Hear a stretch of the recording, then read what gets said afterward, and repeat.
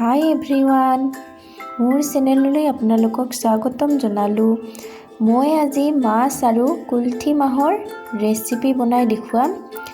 এই কুলঠি মাহটো বহুত উপকাৰী। পেটত ষ্টন হ'লেও কুলঠি মাহ বা কুলঠি মাহৰ পানী খালেও পাথৰটো ভাল হৈ যায়। তেতিয়াহ'লে আহকচোন আমি ৰেচিপিটো আৰম্ভ কৰোঁ। মই প্ৰথমতে কেৰাহীত তেল দি লৈছোঁ।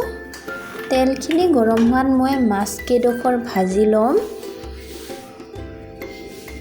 মই মাছখিনি আগতে ফ্ৰাই কৰি ল'ম।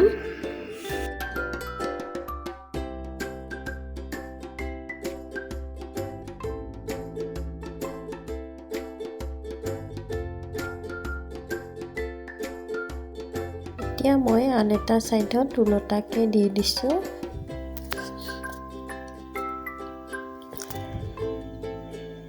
মাছখিনি আমাৰ ফ্ৰাই হৈ গ'ল। এতিয়া আমি মাছখিনি নমাই থৈ দিম।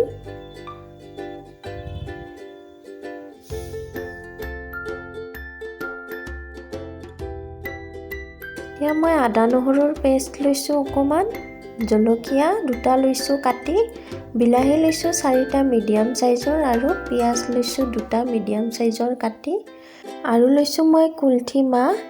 মই অকণমান কুলঠি মাহ কেৰাহীত গৰম কৰি মিক্সিত গুড়ি কৰি লৈছোঁ। দেখিছেনে? তেতিয়াহ'লে আহকচোন এতিয়া আমি বনাওঁ। একেখিনি তেলতে মই এতিয়া পিঁয়াজ আৰু জলকীয়াখিনি দি দিছোঁ। এইখিনি আমি কিছু সময় ফ্ৰাই কৰি ল'ম ৰঙচুৱা হোৱাকৈ।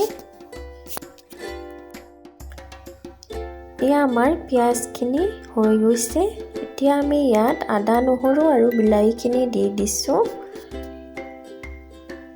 আমি এইখিনি কিছু সময় ঢাকি থৈ দিম।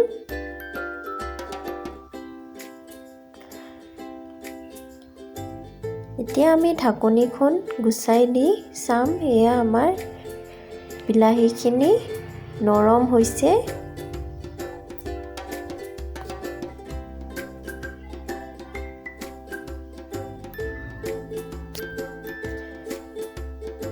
এতিয়া আমি ইয়াত দিম হালধি পাউডাৰ 1 চামুচ, নিমখ সোৱাদ অনুযায়ী দিব,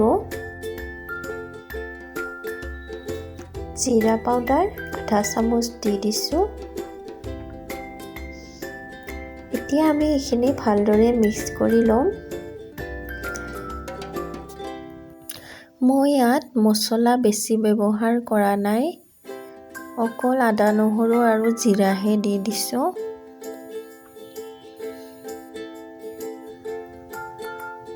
এতিয়া কুলঠি মাহৰ গুড়িখিনি দি দিছোঁ। এইখিনি অকণমান সময় ভাজি থাকিম, 1 মিনিটমান সময়।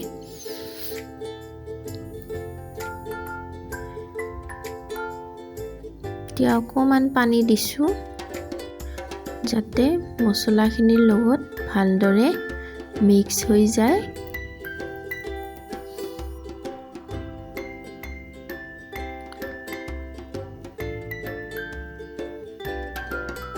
হৈ গৈছে।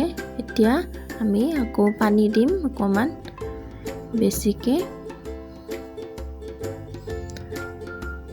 এতিয়া এইখিনি উতলিব দিম কিছু সময়।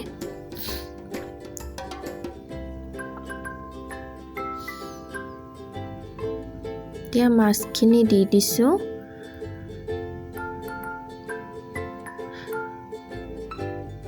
মাছকেইডোখৰ দিয়াৰ পিছত আমি কিছু সময় এনেকৈ ৰাখিম যাতে অকণমান গ্ৰেভি হয়।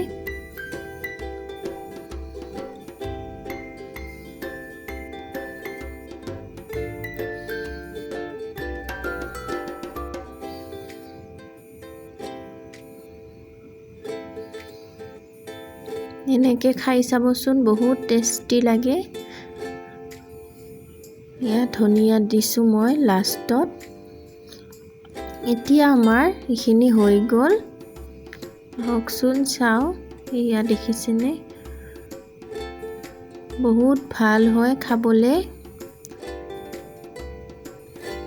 ইয়াত দেখিছেনে? যদি মোৰ ৰেচিপিটো ভাল লাগিছে তেতিয়াহ'লে লাইক কৰিব, কমেণ্ট কৰিব আৰু যদি মোৰ চেনেলটো এতিয়ালৈকে ছাবস্ক্ৰাইব কৰা নাই তেতিয়াহ'লে ছাবস্ক্ৰাইব কৰি দিব আৰু কাষতে থকা বেল আইকনটো প্ৰেছ কৰি দিব আহিবলগীয়া নটিফিকেশ্যনবিলাক যাতে পাই যায়। আজিলৈ আহোঁ, বাই বাই। ভিডিঅ'টো শেষলৈকে চোৱাৰ বাবে ধন্যবাদ জনালোঁ।